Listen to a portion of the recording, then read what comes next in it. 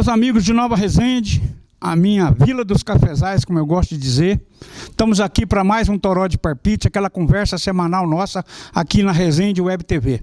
Resende Web TV é o canal que dá voz para a comunidade, para todos os segmentos organizados, para as pessoas que têm alguma coisa para dizer, para contar para a gente, história, participação social, compromisso com a nossa terra, com a cultura, com a história.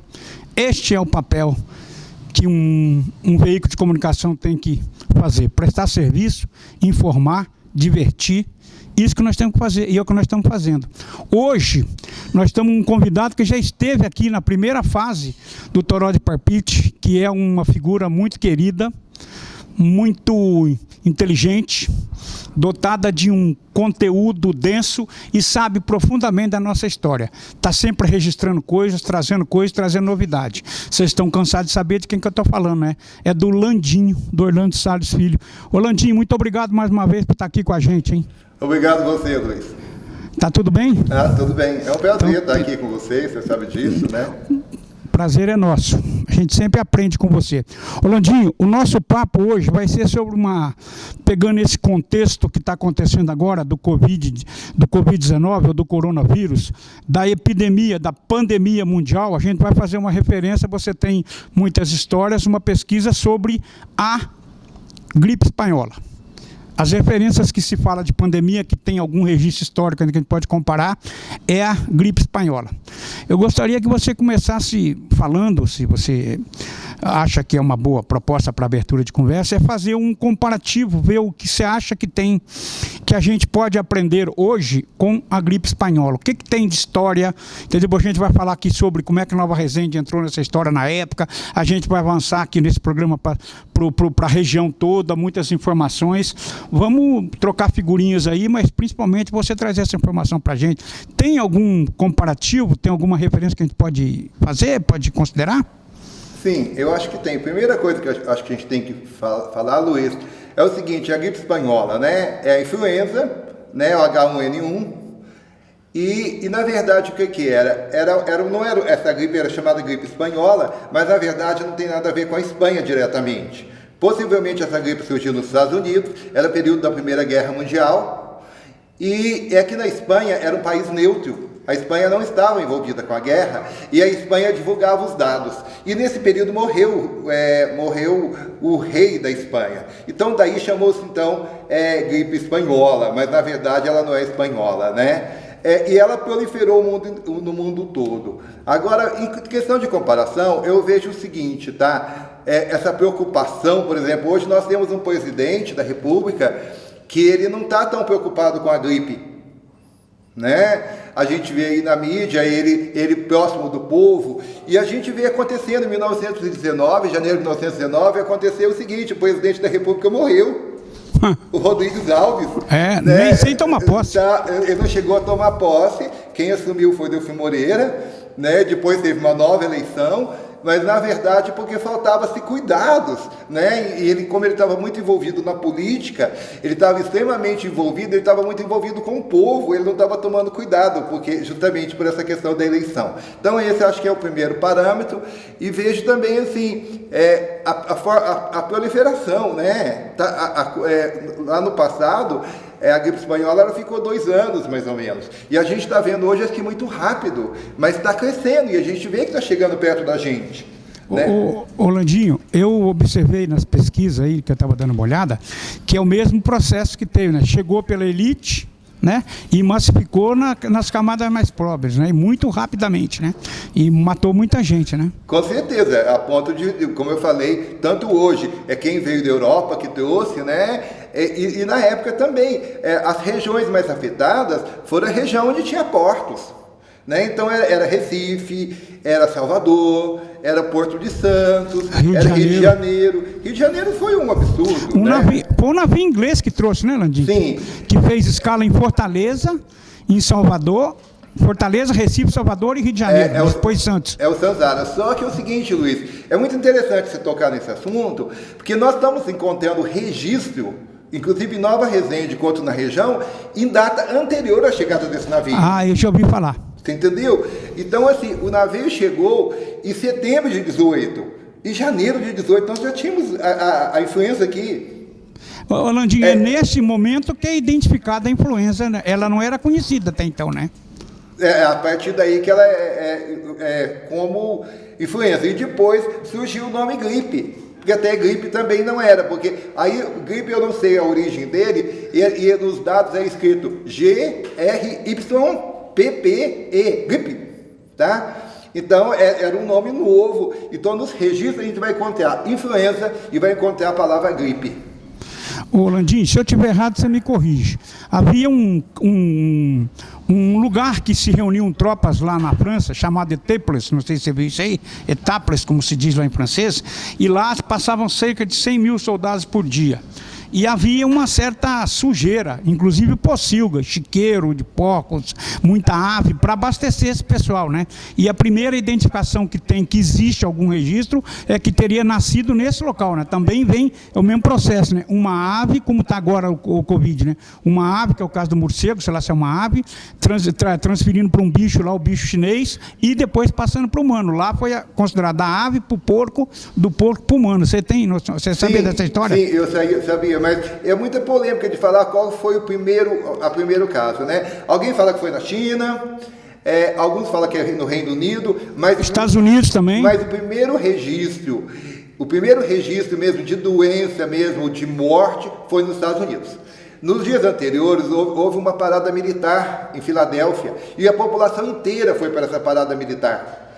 E isso então daí não é certeza, mas a maior evidência seria esse caso. Porque lá teve rapidamente muita gente, né? Sim. E eu sei que era uma semana que vários estados estavam comemorando. Então, assim, chegou a ter mais de 100 mil pessoas na Filadélfia, na rua. Sei. Vamos avançar. Engraçado que na Espanha, a gripe espanhola chamava gripe francesa. Por causa da origem, porque eles falavam que era a origem, né? E em Portugal era gripe pneumônica. Por causa da pneumonia, né? Mas na verdade é o seguinte, a Espanha acabou levando esse nome justamente porque ela era neutra. Porque acontece, na Primeira Guerra, nenhum país, nenhum exército queria falar que o exército estava doente. Estava escondendo essa história, né? Ninguém, porque os Estados Unidos ia falar que o exército estava doente, a França ia falar que o exército estava doente, então era mais fácil jogar na Espanha. A Espanha não tinha exército. E a Espanha divulgava demais a gripe. Justamente por isso, é a que mais divulgava, porque ela não tinha medo, ela não estava na guerra, ela não tinha o que esconder. E nisso acontece que o rei também fica doente. Aí virou gripe espanhola, mas todo mundo sabe que da Espanha pode ser da França, pode ser dos Estados Unidos, da China, do Reino Unido, mas nunca da Espanha, mas virou espanhola. Mas teve gripe na Espanha também. Teve sim, posteriormente, né? Uhum. Inclusive, como eu falei, o próprio rei morreu. Vamos chegar aqui mais perto da nossa realidade aqui, vamos? Vamos lá. Eu vi outro dia uma menina lá de Alpinópolis, que naquela época acho que já era Ventania, não sei se era Alpinópolis, publicou uma matéria num jornal de lá, que até achou muito legal, Tribuna Alpina, achei legal o nome do jornal lá, falando que em Alpinópolis morreram 158 pessoas em 2 anos e meio, mais ou menos, da gripe espanhola. Tem isso? Tem sim, Luiz. É o seguinte, na verdade, essa menina que publicou, ela é daqui, ela mora em Bom Jesus da Penha, ela chama Neide Diniz, e ela pegou pegou esse recorte e ela publicou, e foi bem legal, tá? Na verdade, essa publicação é desse livro aqui, é de um grupo o autor chama Igrair, o José Igrair, e ele era casado com alguém, filha daqui, né? Ele foi casado com a Dona Nara. A Dona Nara era filha do Alexandrinho. Alexandrinho era irmão da Dona Bela, da Dona Julieta Creati. Ah, sei. Tá? O Alexandrinho filho do seu Alexandre Creati. Filho do seu Alexandre Creati. E a Nara era a mulher do Igraí. Irmã da Sema. Sim. É o seguinte... Do Edgar. Todo o pessoal. Da Tereza Maldi. É isso mesmo. Mas aí, o Luiz, ele publicou esse livro... já faz algum tempo, ele já até falecido hoje, e ele traz uma questão interessante. Ele traz o número de mortes. Ele fala que as mortes de janeiro de 19 foi tão grande que chegou a atrapalhar a festa de São Sebastião, que era a festa mais importante. A festa mais importante, como é uma daqui também. Só que ele registra a partir de 1917. Muitos historiadores não reconhecem 17 como a gripe espanhola, mas ele registra 21 casos, tá? 21 casos de gripe lá em Alpinópolis. E tá? principalmente na zona rural, né, Landim? Na zona rural. Ele traz uma inauguração, ele traz vários bairros, inclusive alguns bairros até assim que estão perto da gente aqui, sabe? Tipo Cafundó, mas seria a parte de lá. E nessa época, 1919, Alpinópolis pertencia a Nova Resende. Era um distrito, né? Era como se fosse uma petúnia de Nova Resende. Tá? E ele faz esse registro, ele traz, nos dados dele, o maior incidente aconteceu em janeiro de 19. Ele retrata em janeiro de 19, ele traz 105 mortes, e no total ele traz 158 mortes. Tá? A gente vê que o número da Alpinópolis é um número alto. O número que aconteceu em Alpinópolis é um dos números mais alto até que o nosso número da nossa região. A gente tem outros dados e a gente vê que realmente é alto. E ele diz o seguinte... A população de Alpinópolis nessa época era 5 mil e poucas pessoas, não é isso? Eu acho que era menos que isso. Acho que era menos que isso, viu? E outra coisa, e ele registra, como aqui a gente vai ver, para ele, o maior número de 158 casos, o maior número de mortes aconteceu com crianças, tá? 77 crianças morreram. A gripe espanhola pegou muita criança. E pegou pouco adulto. Ela pegou, lá em Alpinópolis, ela ficou mais até no pessoal de 30 anos. Depois ela foi diminuindo. Tá? Então esse é o dado que a gente tem de Alpinópolis, que chama atenção. Mas, Luiz, é interessante a gente observar que não foi só a nossa região. Ventania teve esse caso, tá? Poços de Caldas teve um número menor, que Ventania teve 143 mortos. Poços de Caldas, para você ter noção, tinha 9 mil pessoas na época. E 6 mil ficaram contaminadas e morreram 143. Até um livro falando lá em Poços sobre isso. Varginha teve 184 pessoas contaminadas. Agora a gente observa que nas regiões mais próximas do estado de São Paulo, o número era maior. Se a gente for ver quando vai entrando lá para o circuito das águas, lá Cambuquira, Caxambu, São Lourenço vai diminuindo o número. Fica mais longe. Isso vai ficando mais longe dessa influência de São Paulo, do Porto. Até Belo Horizonte, eu estava lendo esses dias uma matéria, Belo Horizonte o pessoal achava que ela não ia chegar em Belo Horizonte. Se eu estou certo, foram 40 e poucas mortes em Belo Horizonte. Sim. Pouquíssimas mortes em Belo Horizonte. Eles achavam que não ia ter. Porque era uma cidade nova, uma cidade de 20 e poucos anos, e essa cidade ela é uma cidade muito limpa, muito organizada. Completamente planejada, só existe a parte da contorno. É isso mesmo. Então eles achavam que não ia ter morte lá. E quando a morte chegou, eles surpreenderam. Né? Agora o Rio de Janeiro realmente foi o pior. Mas eles estavam preparados, viu, Landim? Tá. Belo Horizonte surpreendeu, mas estava preparado. Eles fizeram toda a lição de casa direitinho. Quando você lê a história aí que nós estamos falando agora, de isolamento, de cuidado, porque Belo Horizonte tinha muito europeus, eles vieram para construir Belo Horizonte, entendeu? Belo Horizonte foi uma cidade planejada a parte de dentro da contorno, a parte interna, né? E muitos italianos vieram para trabalhar, então eles foram mais fáceis de controlar o processo. Eles se prepararam em Belo Horizonte. O número de Belo Horizonte é pequeniníssimo. É verdade, mas é justamente por isso. Mas mesmo assim, esse número pequeno, eles achavam que não ia ter nada. Eles achavam que ela não ia chegar lá, devido a essa organização. E eu consegui um documento, Luiz, bem legal, sabe? Uma cópia de um documento da época, é tipo um panfleto, pedindo para as pessoas tomarem cuidado. Olha, evitar aglomerações, principalmente à noite. Não fazer visitas. Tomar cuidados higiênicos com o nariz e a garganta. Inalações de vaselina mentolada. Gargarejo com água, sal e água. Então, assim, é um documento, sabe, da época que manda tomar cuidado, manda tomar todo cuidado. Muito parecido com hoje, né? Quer dizer, o método continua o mesmo, né? Sabe, hoje manda usar máscara, essas questões, mas antes não tinha isso, mas havia algum cuidado. É lógico que muita gente era analfabeta, muita gente não sabia ler, muita gente não tinha consciência, né? As pessoas eram bem humildes, mas havia também essa preocupação, né, essa questão aí. Já, o Landim, já havia os negacionistas, tá? Já tinha movimento no Rio de Janeiro, movimento em São Paulo dos negacionistas, negando a enfermidade, você sabe disso, Sim, né? Também já existia hoje, né? a mesma coisa, o discreto na ciência, entendeu? Ontem eu achei muito interessante, Luiz, alguém falou para mim assim, olha, quem é da direita, alguém falando, né, opinião, quem é da direita, quem apoia o presidente, vai falar que tem pouco. Quem é da esquerda, quem é do PT, vai falar que tem muita morte. Eu acho um absurdo alguém pensar isso. Porque a gente tem que pensar, independente de posição, tem que pensar que tem uma pandemia aí e tem que tomar cuidado, independente de lado. O próprio ministro do STF, ontem, ele falou isso, que tem que parar dessa coisa de briga de instituições. Mas eu acho que tem uma outra coisa que é tão básica e fundamental, que essa é uma discussão entre acreditar na ciência ou negar a ciência. Sim.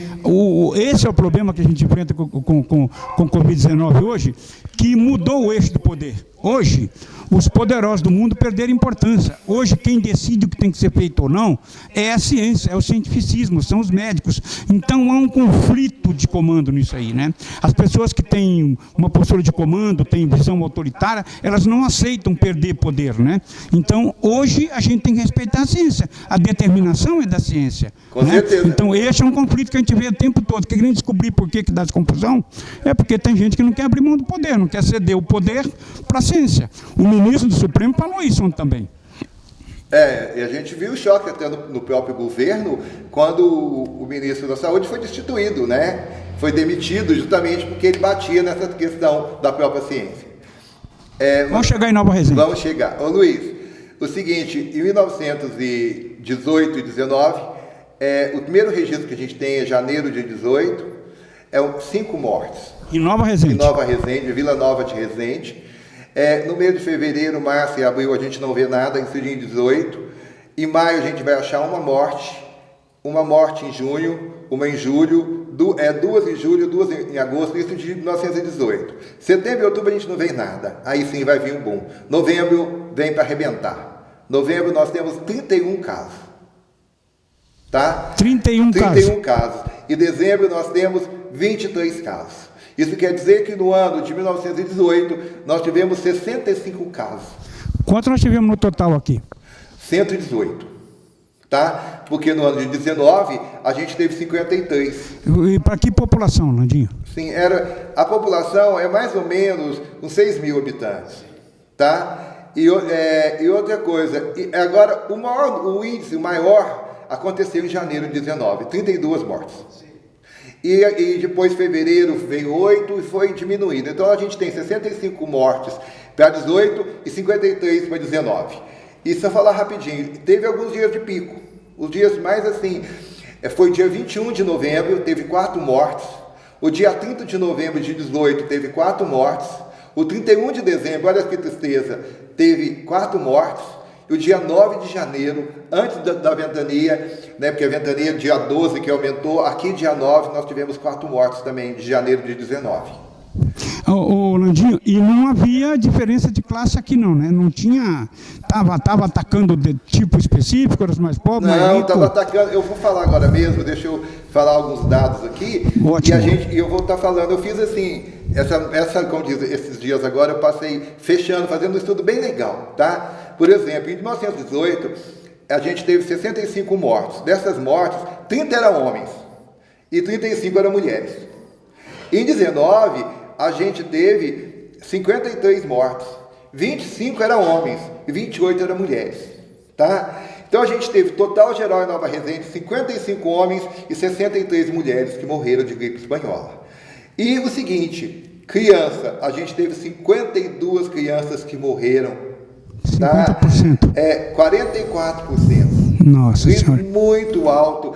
E a gente vai deparar com algumas situações assim, até de emocionar a gente, mesmo sendo assim no papel.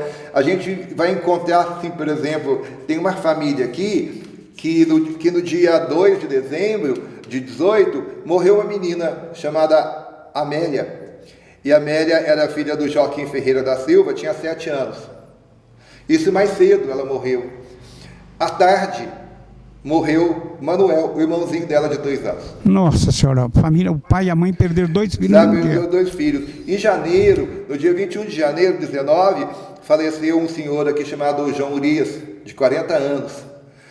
E dia 23, 2 dias depois, ele era casado com Maria Cândida de Jesus, e no dia 23, faleceu Geraldo, de 1 mês, que era o filhinho dele com a dona Maria Cândida. Então a dona Maria Cândida, ela perde no dia 21 o marido, e 2 dias depois ela perde o filhinho de 1 mês. As catástrofes humanas, pessoa, quer dizer, do ponto de vista, quando você chega no micro, no nível de uma família, um negócio desse é muito violento. Imagina uma mulher, triste, né, lá em 1918, perdendo o marido, sem estrutura, tendo de assumir as coisas da casa, porque era assim que acontecia. E naquele tempo era muito difícil para as mulheres. E 2 dias depois ela perde um filho que ela não tinha nem passado o resguardo, com 30 dias.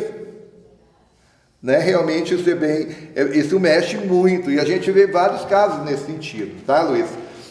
Outro ponto que eu gostaria de falar para você, eu fiz o levantamento por idades.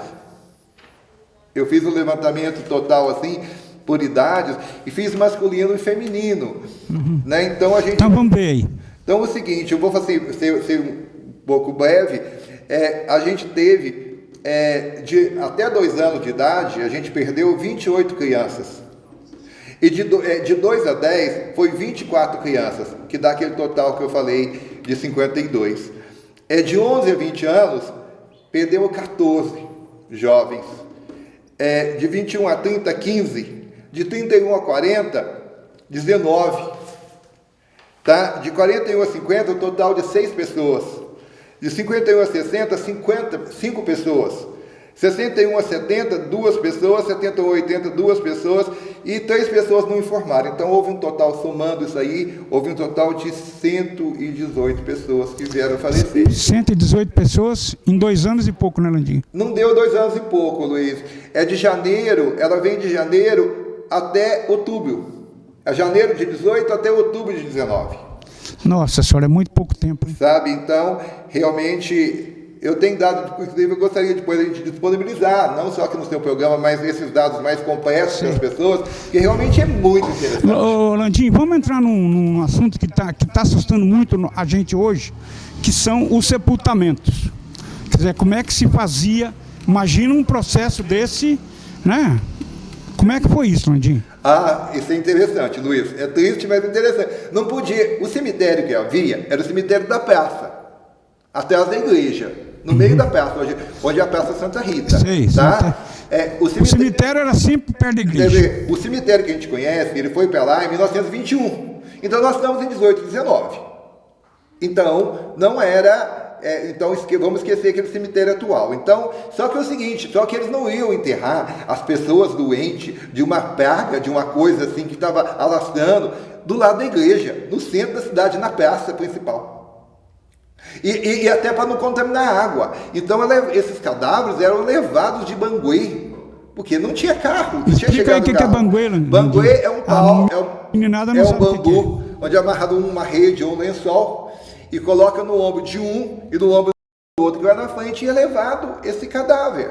Ou às vezes em carro de boi, ou em carroça, mas a maioria era muito Banguê. E ia levando, e foi criado então um cemitério aqui em Nova Resende, que ali quando você está indo para Muzambinho, para Juruáia, logo depois do açude do Joguinelo, logo depois da subidinha ali foi criado então um cemitério onde eram enterrados todos os doentes. Então esses nossos doentes, eles não foram enterrados aqui na cidade, eles foram enterrados lá, porque era uma região mais distante, até para não contaminar a água. Era outro município lá ou era Nova Resende? Não, ali estava próximo da divisa com Muzambinho. Logo depois ali, a hora que você sobe, tem a subida e começa a descer de novo, vai ter uma estrada que vai para o Macacos, ou outra estrada que vai para o Ribeirão das Flores, para as casinhas. Ali é a divisa.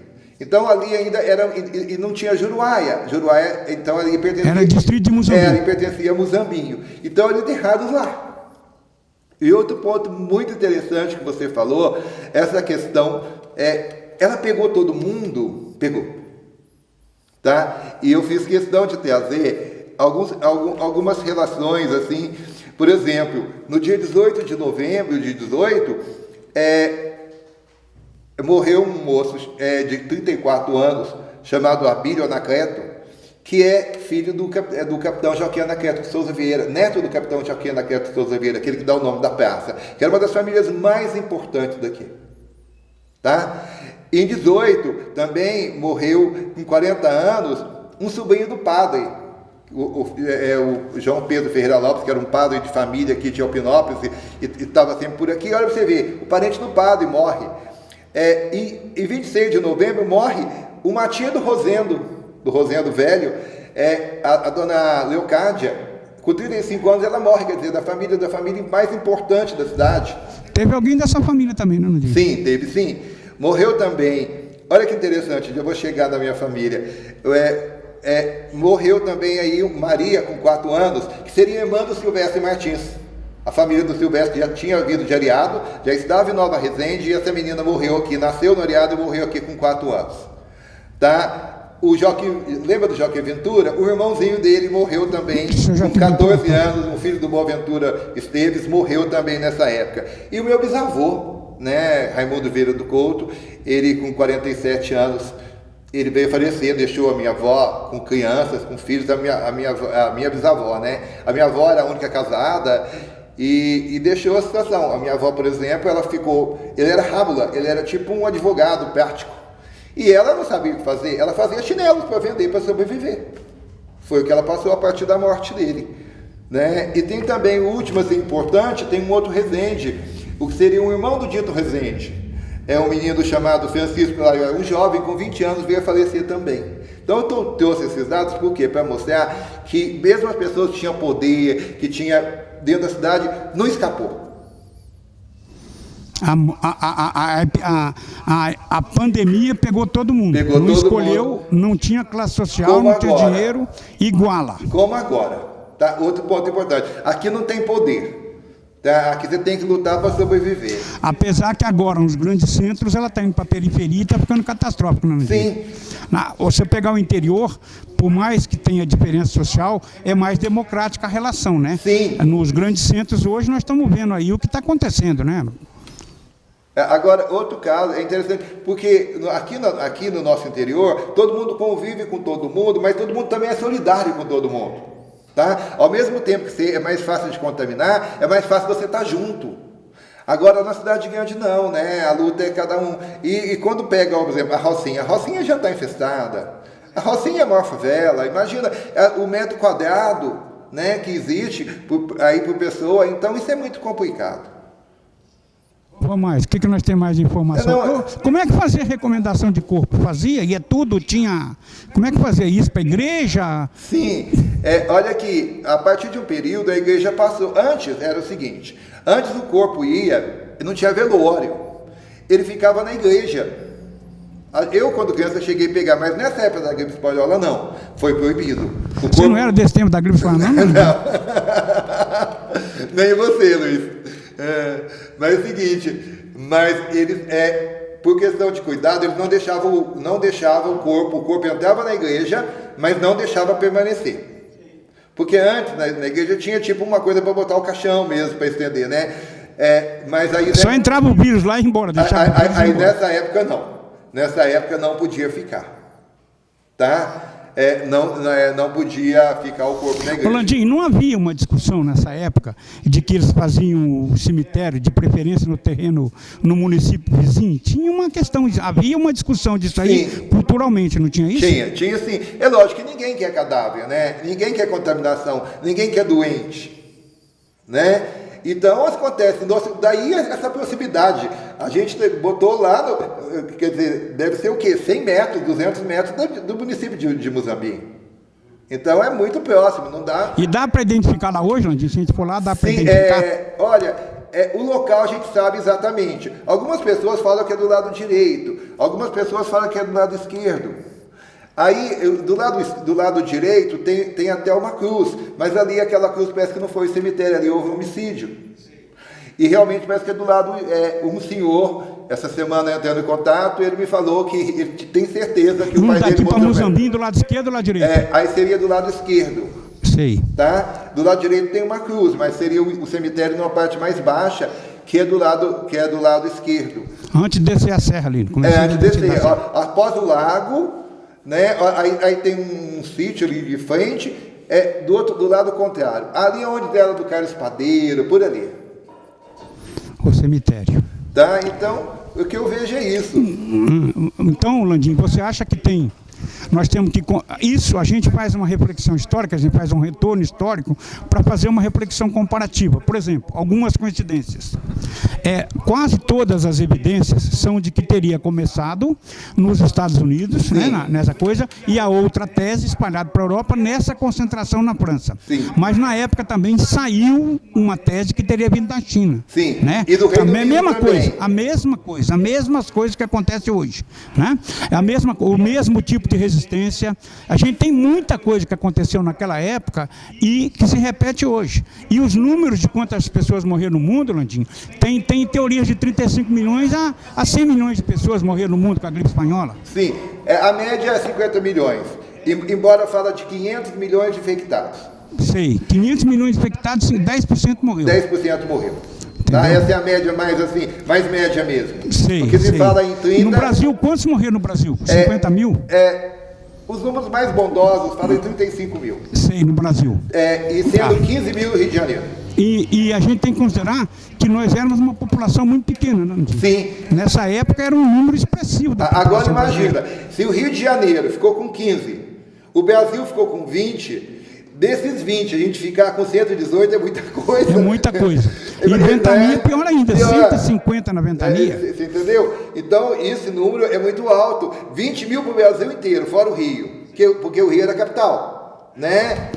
15 mil, 20 mil... 20 mil para o Brasil inteiro. E 15 para o Rio, 35 mil. E desse número aí de 20 mil, a gente fica com 118, é muito. Vamos só fazer uma pequena memória. A história da gripe espanhola que existe de registro, né, nos compêndios, como dizer, ela veio no navio inglês, sim, que parou primeiro em Fortaleza, depois em Recife, depois em Salvador, depois no Rio de Janeiro, que ficou mais tempo no Rio de Janeiro, desceram, ficaram no Rio, o pessoal do navio, e depois em Santos. Né? É isso que é a história, né? O mesmo navio. Isso mesmo, a história oficial. Só que a gente está deparando, não só aqui em Nova Resende, em outras cidades, o registro antes. Porque, na verdade, era um período de guerra. E era uma coisa que um ficava jogando no outro, né? Tem registro em 17 na ventania também. Sim, lá na ventania, em 17, 21 casos. 21 casos. Então, tem sim. Eu assim, até por questão de polêmica, eu não pesquisei o 17. Para cair dentro de um conceito maior, porque alguns historiadores, embora falem que o navio chegou em setembro de 18, grande parte dos historiadores hoje, principalmente das cidades pequenas que estão vendo isso na realidade, os das cidades pequenas estão vendo, não, mas antes de setembro já tinha, né? E realmente tinha mesmo, e já tinha com esse nome, influenza. Pois é. Ô, Landinho, a gente está chegando perto do fim aqui. Eu só quero colocar uma questão aqui, que hoje se faz os chamados hospitais de campanha que estão fazendo. Naquela época em São Paulo, no Rio de Janeiro, os clubes sociais, o paulistano, todos os clubes Chica, Gávea, lá no Rio de Janeiro, todos os lugares, lá em São Paulo, o Clube Tietê, quer dizer, todos viraram hospitais, né? Teve um processo que, o que parece hoje, foi um negócio catastrófico. No Rio de Janeiro, os corpos ficavam na rua, expostos, foi um negócio... Foi terrível. Né, terrível. A gente, inclusive, vai trazer umas fotos para mostrar. Depois a gente vai colocar umas imagens aí, a gente vai editar esse programa, né, Landinho? Se você nos permite, e a gente vai colocar umas imagens, umas fotos, documentos para ilustrar isso aí. Com certeza. Tá bem? Mas é o seguinte, Luiz, para encerrar o seguinte, a elite, né, a sociedade, as damas, as primeiras damas, eles faziam esse trabalho filantrópico, era a elite que fazia. Então esses clubes, né, atendiam os pobres, né, como se fosse uma caridade, né? Então realmente acontecia assim. Aconteceu de ter vários tipos de hospitais de campanhas para atender a elite, atendendo a comunidade pobre, o lado benevolente, a bondade. O Landinho, eu acho que, para encerrar, o mais grave que tem são as pessoas que insistem em negar que a doença existe, insistem em não tomar as providências que precisam, né? E isso é muito complicado. A informação é uma determinação, a boa informação ajuda a curar, entendeu? A desinformação mata, Entendeu? A pessoa que recusa a informação correta é perigoso, porque ela também distribui esse processo, né? Então a gente está vivendo isso. A gente está fazendo esse programa aqui para chamar a atenção dos comparativos e como nós vivemos isso aqui. Quer dizer, e outra coisa, Landinho, como o processo vai interiorizando, é muito importante perceber isso, vai interiorizando o processo, vai chegando, né? Entendeu? É verdade, como começou nos portos, chegou... Antes era nos portos, hoje é nos aeroportos. Pois é, né? Entendeu? E nas cidades maiores, e vai chegando para o interior, na zona rural, chega para todo lado. E está chegando perto da gente. Então... Como chegou a outra. E está chegando aqui em volta, nós já temos casos aqui do Covid aqui na cidade vizinha. A gente tem que tomar cuidado. Muito cuidado. Manter o isolamento.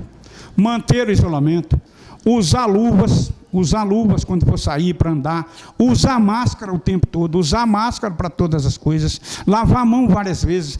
Tudo que for, a solução está com a gente. Não tem vacina, não tem remédio. Tem um processo que, e não é que cura, ele atrasa o processo para dar tempo de ser socorrido. Então é isso que a gente tem que chamar a atenção aqui. Esse é o nosso papel. Já aconteceu, já tem histórico, aconteceu aqui, vocês viram, tem documento tudo provando. Então é isso que nós estamos falando. Esse é o papel desse programa. Landinho, alguma outra consideração importante aí que você acha? É isso aí, eu acho que a história é muito importante, Luiz, porque ela vem e volta, é tudo ciclo, né? Ela repete, e daqui, quem sabe, que seja daqui mais de 100 anos ou mais, ou não venha, vai surgir uma outra coisa, né? E o engraçado que aconteceu, que a pandemia aconteceu em 1919, e agora está acontecendo no 2020, 101, mas olha para você ver a coincidência, 19, e agora 2020. Pois é, e a gente só espera que essa velocidade que o mundo está ganhando, que as pandemias e as endemias também não diminuam o prazo e que demore, que descubram logo a cura, que descubram logo as vacinas, então a vacina, e que a gente consiga sair disso melhor do que a gente entrou. Usar o isolamento para pensar a vida, para pensar valores, para reconsiderar princípios, está entendendo? Reforçar a importância da ciência, reforçar a importância da saúde, dos médicos, dos enfermeiros, de todo mundo que está aqui. É um momento que a gente tem que perceber, dar valor para esse pessoal, está entendendo? Dar muito valor para esse pessoal. E acreditar na ciência. É ela que salva. Entendeu? Outro dia eu ouvi uma frase muito interessante. Eu não tenho mais paciência para conversar com quem não acredita na ciência. Quer dizer, entendeu? É verdade. Entendeu? Não tenho mais paciência para conversar com quem não acredita na ciência. Landinho. Eu acho, deixa eu só falar um pouquinho. Pode, claro. Eu acho que a grande problema, a grande doença, sabe como chama? Indiferença. As pessoas querem ser indiferentes, as pessoas com poder, com alguma coisa, elas não querem entender, elas não querem olhar, elas não querem compreender que tem uma coisa chegando aí, sabe? É tipo assim, não vai me atingir, não vai me pegar. Não vai me pegar. Eu não. Estou livre disso. O meu santo é forte. Isso é coisinha, isso é gripezinha. Entendeu? Então, não é só questão política, não estou falando política, não estou falando... Não, é questão de comportamento, é comportamento social mesmo. Aqui mesmo. Eu sei disso, eu sei. Ô Landinho, você foi muito educado de falar em diferença, porque na verdade a palavra certa é ignorância. Está entendendo? Há uma postura de ignorância diante da enfermidade, diante do que está acontecendo. Meus amigos, esse tarô de palpite de hoje vai ter uma característica diferente, ele vai ter uma segunda parte. Eu e o Landinho estivemos discutindo depois, fomos apurar mais coisas, ele foi atrás de mais coisas e descobrimos que tem muitas outras novidades sobre essa questão da gripe espanhola aqui em Nova Resende. Então vai ter agora uma segunda parte aí com mais informações que nós buscamos depois, tá bom? Obrigado aí pela atenção. Vamos aí continuar com o Landinho. Após a saída dos estúdios, né, a gente, pensando mais sobre essa questão da gripe espanhola e tendo acesso a outras documentações, a gente resolveu então fazer um adicional, trazer mais informações para vocês. O seguinte, quando a gente falou a questão das famílias, foram muitas famílias que perderam muitos membros. Tá? Eu falei até inclusive da família Resende, do pessoal lá do Dito Resende. Na família, uma época, em outubro, morreu uma menina de 3 anos. Em abril, morreu um moço de 20 anos. Teve um outro caso de uma família que a mãe morre, né? E logo depois, logo em seguida, poucos dias depois, morre uma criança de 7 meses, quer dizer, daquela mãe. Quer dizer, quando a mãe morreu, a criança tinha 6 meses. Então, assim, foi uma questão muito difícil. Gente, morreu muitas pessoas da família, a gente até hoje ainda continua estudando, continua pesquisando. E o que a gente leva a crer que o número de pessoas que a gente falou, 118 pessoas, pode ser maior. Pode ser maior por quê?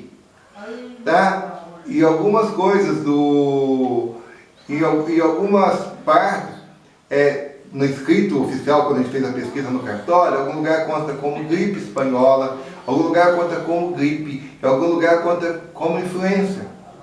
Então, influenza, que seria o nome da pandemia, que seria o H1N1. Então, o que acontece? Eu estou verificando que a crer que o número foi maior. Tá? Quando a gente pesquisa, pode acontecer assim, principalmente em 1918. 1919 está mais ou menos dentro. Em 1918 a gente falou em 65 mortes e pode ser tido muito mais. Tá? Por que falo isso? Porque a partir do momento que eu saí lá do estúdio, eu fui ver os arquivos da igreja. E nos arquivos da igreja, embora não consta a causa-morte, consta o óbito das pessoas, mas porque o padre era católico, o padre fazia as recomendações, mas o que acontece? Acontece que na igreja o número de mortes durante os anos foi muito maior. Então, assim, tem uma diferença. Por exemplo, vou mostrar para vocês, olha, em 1914, na Vila Nova de Resende, né, teve 126 mortes. É o que leva a gente a acreditar que teve mais morte do que 118 nos 2 anos, principalmente o que dá em 1918, né? Segundo o estudo que a gente viu, que a gente levantou até agora, foi 65 mortes. Mas tudo leva a crer que houve mais. Por quê? Porque acontecia no registro civil, e algumas vezes escreverem morte, gripe, morte, gripe espanhola, influenza. Então, na hora de anotar, a gente pode não ter levantado todos esses dados, porque a gente foi inicialmente pela influenza. Por que eu falo? Mas por que você acha que teve mais morte? Porque quando a gente vai procurar ver o arquivo, eu fui ver o arquivo da igreja, o que fala no arquivo da igreja? Diz o seguinte, olha, naquele ano de 18 teve muito mais mortes do que, se você for pegar o que tinha normalmente mais os 65, a quantidade de mortes foi muito maior. Então, assim, que a gente vê como seria a média. Então, vamos lá. Em 1914, teve 126 mortes. Seria normal. Não tinha ainda a influenza, não tinha a gripe espanhola. Em 1915, teve 106 mortes. Em 1916, teve 115 mortes. Em 1917, já quando começou essa questão da gripe, teve 159 mortes. É lógico, esses mortos pode ser com gripe, pode ser sem gripe. Claro. Né? Os mortos que passaram pela igreja, mas a gente observa que aumentou. Né? O último foi 115 e foi para 159. Em 1917 teve 159, né? Em 1918 teve 264 mortos, quer dizer, mais de 100 mortes a mais. Quer dizer, por mais que possa ter morrido de outras coisas, aí está essa influência da gripe, né? Em 1919, teve 171 mortes, abaixou, mas teve mais do que a média, né? Em 1920, já foi para a normalidade, 142 mortes. Então, daí a ideia de fazer essa correção para vocês, de estar mostrando para vocês que pode realmente, pelos indícios, realmente aconteceu muito mais morte. Olha que interessante. Né? Do que a gente falou, a gente levantou 118, mas pode ter acontecido mais. A gente vai estar realmente voltando, estudando, para trazer essa para vocês. Outra coisa interessante, que eu falei também, o cemitério era um cemitério que tinha fora da cidade, já quase na divisa com Moçambique, que na época de Juruáia pertencia a Moçambique. Então, quando você vai aqui para Moçambique, para Juruáia, olha, tem aquele lago, você sobe, logo em seguida tem um café. Antes de descer a primeira serrinha, ali tinha uma cruz. Foi ali justamente o cemitério.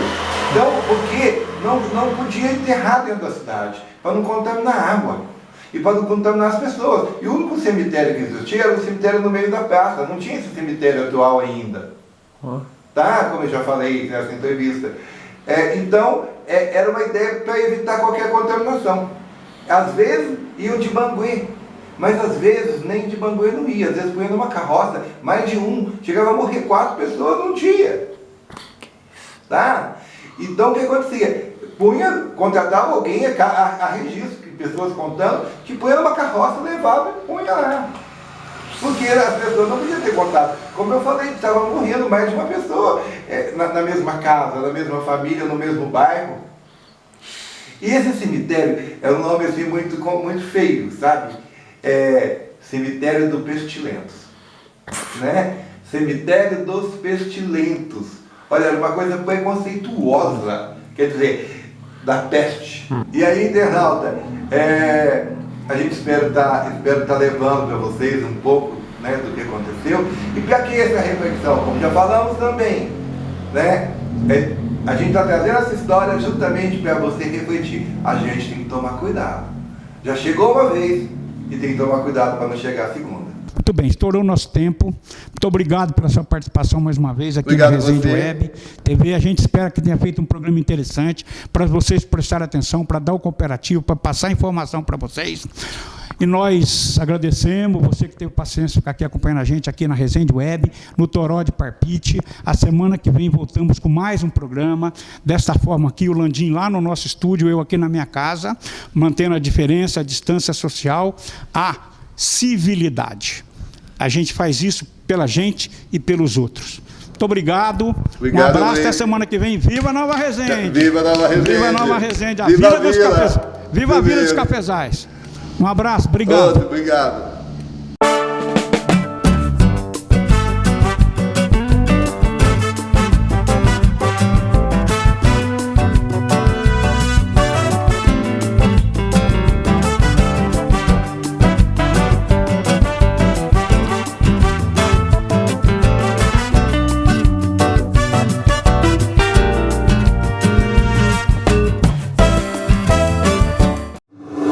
Resende Web TV, cada vez mais perto de você.